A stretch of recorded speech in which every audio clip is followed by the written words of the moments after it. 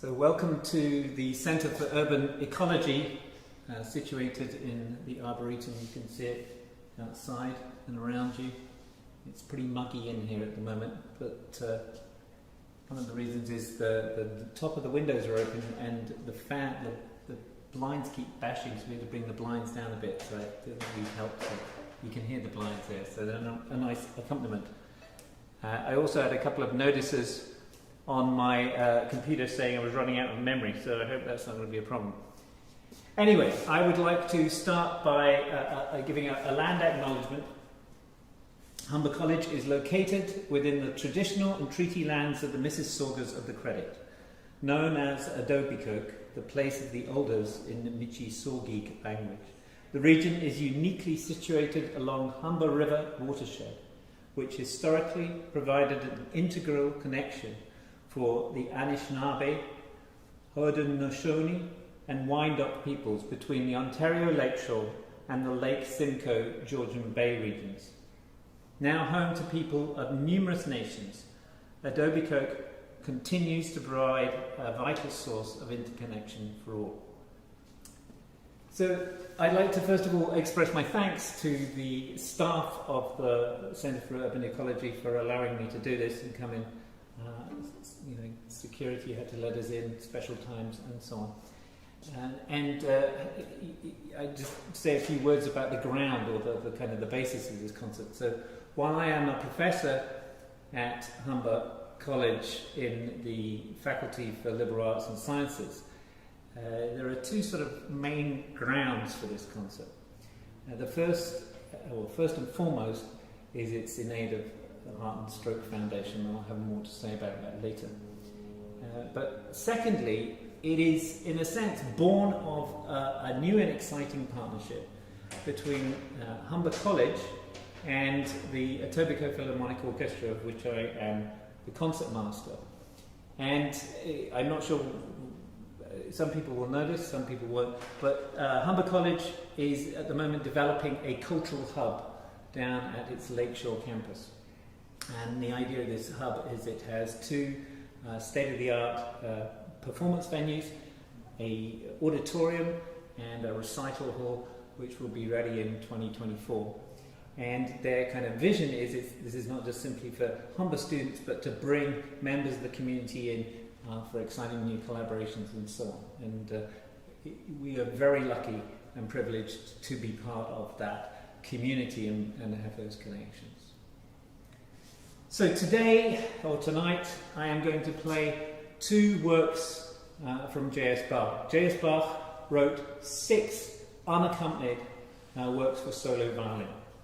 And I think he must have had COVID in mind or something, because they're the one thing that I can play and feel complete and be socially distanced at the same time. So these 6 works were divided into 2 categories. They were sonatas and partitas. The sonatas are sacred works. They're designed to be played in church, and the partitas are sets of dances. So I'm going to play, the first piece I'm going to play is the E major Partita. This consists of about 5, 6 short dances. If you think about 1720 and people wanting to have fun at home, there was no Spotify, there were no CDs, there was no, obviously, vinyl. They had to make their own music, which is why, going later on into the century, into the 18th century, when the piano was developed, so many young ladies learned the piano, so they could be the in-house band for their dances for their families. All you have to do is think about any number of Jane Austen films, and you will envision these kind of dances where the young lady springs up and they play dances. One can imagine also a solo violin being an instrument that could accompany dances, and think more contemporarily, Irish jigs. I have absolutely no idea whether these works were played, were even performed in Bach's lifetime, let alone played as dances. But I do want to kind of address that point, the point of music and dance. And if I could bring you slightly more up to date, in 1965, the Beatles released their album Rubber Soul. Now remember, the Beatles are a rock and roll group coming out of a rock and roll tradition which is pretty recent at that point, 1955 or thereabouts. And what did you do to rock and roll? You danced. That was what rock and roll bands were. They were to dance to. And suddenly here you have a record that the Beatles produced, you bought, you took home, you put on your record player, and you sat down and you listened to it. And suddenly this idea in the context of rock and roll was born of listening and engaging in music for the sake of engaging in music. So it's not simply functional. And so I like to think of maybe Bach's partitas as being the rubber soul of the 1720s. Yes, the movements have dance titles. If you look underneath the YouTube, I'll say a bit more about that because I'll get distracted. You'll see that the program notes. They have dance titles and they have dance structures, and the music is structured according to the dance. But they sustain interest, and they sustain our interest in a sense, not simply in terms of their function, but in the sense that they seem to be working through their own story. They have a beat, but at the same time, they are also mindful of their beat. And I kind of make a connection between that tension between function and story, or function and creativity, with this space. So the Centre for Urban Ecology has a function. It is sustainable. It heats and cools itself by natural means. Yeah? But at the same time, it excites our imagination. It is an expression of our creativity. And I feel that that is what true sustainability is. It's not simply functional, but it also engages thought. So before I play the first piece, I just want to say a couple of technical things. If you're watching on the Heart and Stroke Foundation website, if you click over the title, you might have already found this, you will find you get taken to YouTube. If you get taken to YouTube, you will be able to look at underneath, and you will see that there is, if you can put show more, click show more, and it will give you the program, it will give you a link to the donation, but it will also give you a link to Padlet. Now, when I've done these weird, slightly weird sort of isolated concerts before, I've usually done a Zoom or something afterwards, but I'm not doing that this time. But if you have any questions, and you may have no questions whatsoever, if you go to the Padlet, you will find that you can click the plus sign and you can type your question. And behind the camera is Shelley. Shelley is with me. We don't have to social distance. She's going to read them out at the end, if you're interested. Anyway, okay, so here we have the Partita in E major for unaccompanied violin. And it begins not with a dance, it begins with a prelude. Oops. Good.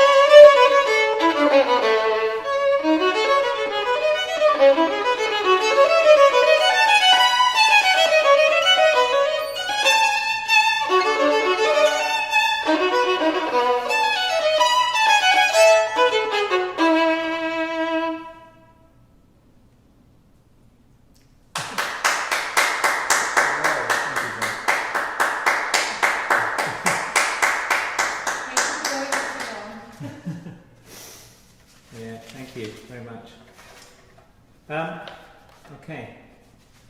It's a bit like playing in your bathroom. Playing in here. Derek Stockley says, beautiful sound, beautiful setting, sound and planning. All right, beautiful. Thank you. Thank you, Derek. It is a bit like playing in your bathroom. As a student, I used to play in my bathroom, and bathrooms sound really good because they were really echoey, and this is echoey. Okay, so a word or two about the Heart and Stroke Foundation.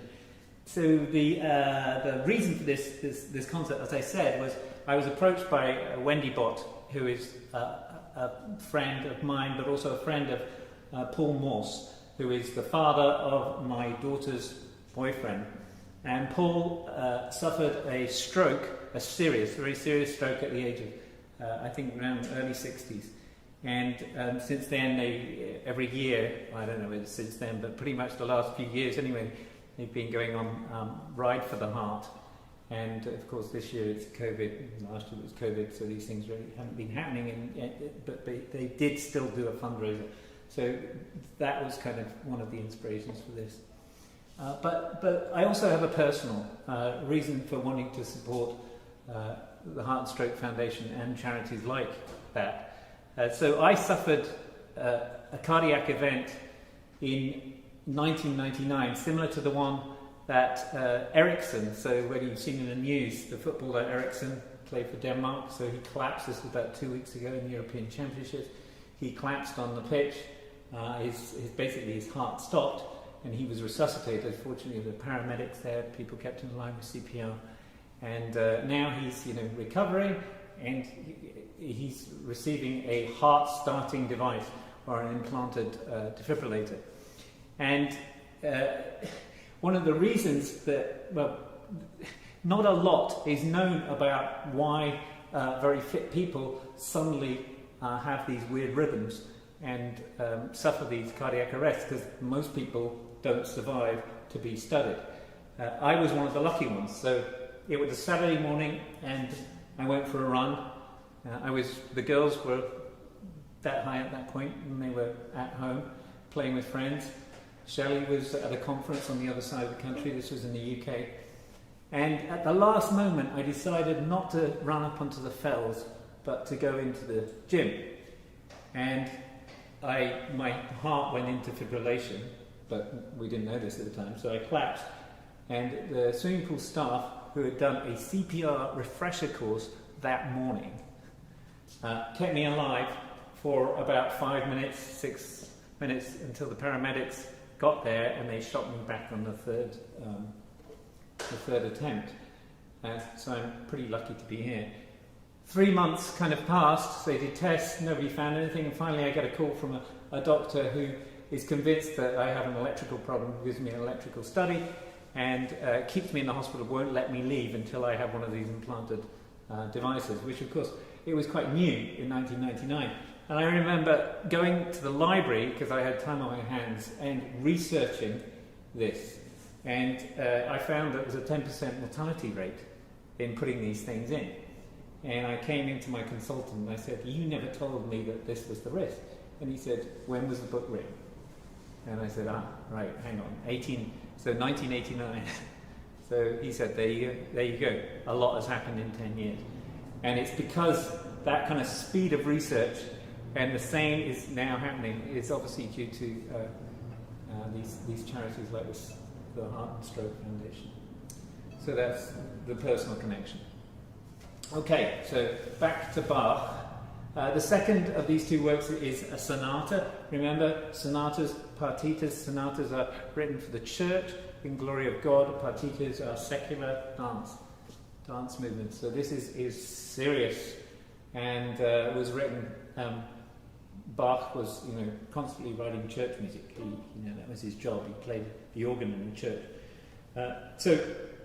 But again, I would say the same tension exists. I would say that Bach's music, while it is in praise of God, has its feet firmly on the ground.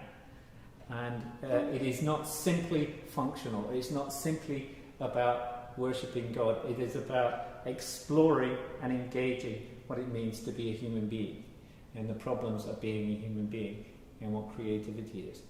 So I just want to give you a couple of pointers here. Maybe the second movement is the one I want to draw your attention to. So the second movement is a fugue. And a fugue is like a round. So if you think about Frère Jacques, and then the next voice comes in, Frère Jacques, while the other first voice keeps going, and so on. And you can have four voices come in, one after the other, while the other voices keep going. So this is what this piece does. So this is the kind of like the fragment at the beginning.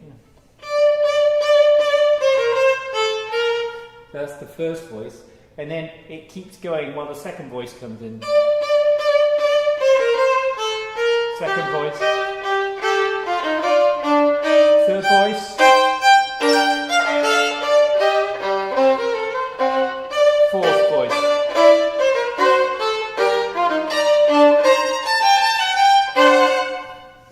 So I think there are two remarkable things about this movement. One is how Bach manages to create a piece of music that sustains our interest for about 7 minutes, and it's pretty much all based around that small snippet, that fragment. Bum bum bum bee bada bum bum bum. And so it's very tight. The structure is unbelievably tight, and yet the imagination is infinite. And the second thing I want to say is that Bach embodies this kind of exceeding the boundaries of form in the violin. So the violin is a melody instrument, right? The piano is a harmony instrument. You can play multiple notes at the same time. The violin, really, the most you can play is 2. Easily, right? But Bach gets you playing 3 and 4. I don't know why I chose that weird dissonant chord. And so the violinist is constantly trying to keep all 4 voices going at the same time. So in a sense, he's having to overcome the boundaries, or she's having to overcome the boundaries of her instrument in the way that the music is, in a sense, overcoming its boundaries. Okay, so this is the sonata in G minor.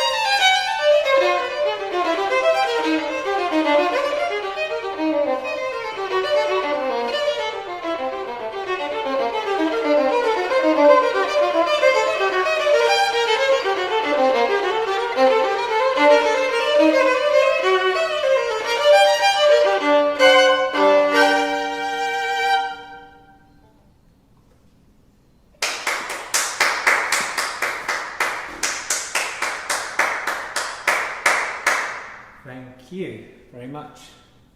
So that was it. Just remains for me to say once again thank you to Humber for allowing me to use this space. And if you haven't yet donated, that would be wonderful. And thanks to all those who have.